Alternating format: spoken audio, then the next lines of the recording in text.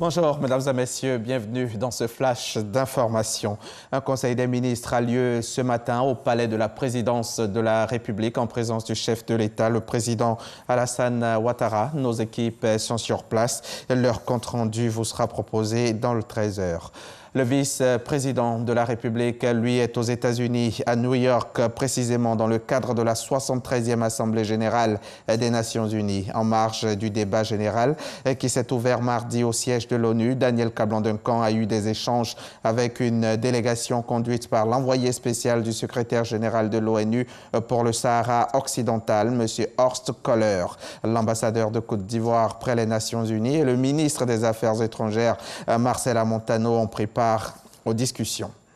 Avant cette audience, le vice-président Daniel Kablan-Duncan a pris part à une réunion de haut niveau sur le thème « Action pour le maintien de la paix ». Réunion au cours de laquelle il a annoncé des financements importants de la Côte d'Ivoire à hauteur de 80 millions d'euros, soit près de 50 milliards de francs CFA, afin de former et permettre à 850 militaires ivoiriens de prendre part aux opérations de maintien de la paix en Afrique. Abiba Dambele Sawé est notre envoyé spécial à New York.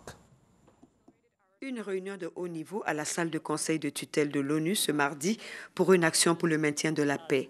Réunion présidée par le secrétaire général des Nations unies, Antonio Guterres, qui a fait part de toutes les initiatives pour ramener la paix dans les pays en crise.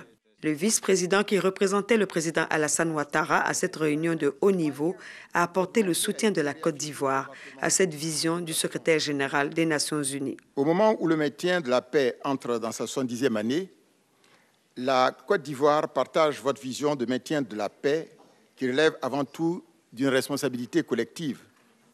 Elle se félicite que le processus consultatif mené depuis mars 2018 sous votre leadership entre tous les acteurs de maintien de la paix, y compris les organisations régionales et la société civile, ait permis d'aboutir à l'adoption d'une déclaration d'engagement commun à laquelle ont adhéré plus de 115% des États membres des Nations unies.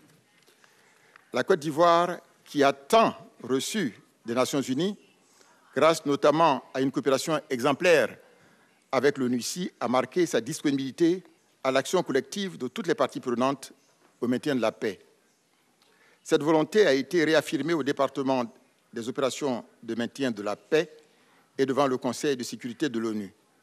Dans cette perspective, d'importants investissements à hauteur de 20 millions d'euros ont été déjà réalisés par le gouvernement ivoirien pour la génération d'un bataillon projetable à 850 hommes répondant aux critères des Nations unies.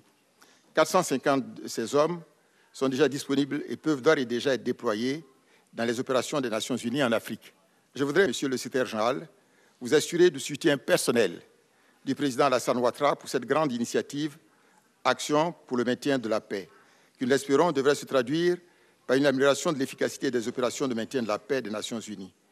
C'est pourquoi la Côte d'Ivoire soutiendra, pendant sa présidence du Conseil de sécurité des Nations unies, au mois de décembre prochain, l'importante résolution qui entérinerait définitivement cette nouvelle vision commune du maintien de la paix des Nations unies. Le vice-président Daniel Kablan-Duncan attend de la mise en œuvre de cette vision un soutien accru des Nations unies et partenaires bilatéraux en faveur du financement des opérations de maintien de la paix. Le président congolais y est aussi à New York. Il a eu des mots très durs à la tribune de l'Assemblée générale des Nations unies. Hier mardi, Joseph Kabila a réitéré son attachement aux valeurs défendues par l'ONU tout en dénonçant l'ingérence de certains États. Et il a de nouveau demandé le début du départ effectif de la MONUSCO. Au moins 12 civils ont été assassinés par des hommes armés hier mardi dans une localité du nord du Mali. C'est non loin du bourg d'Inekar, à quelques dizaines de kilomètres de la ville de Ménaka, chef-lieu de cette région du nord du Mali, que le drame s'est produit.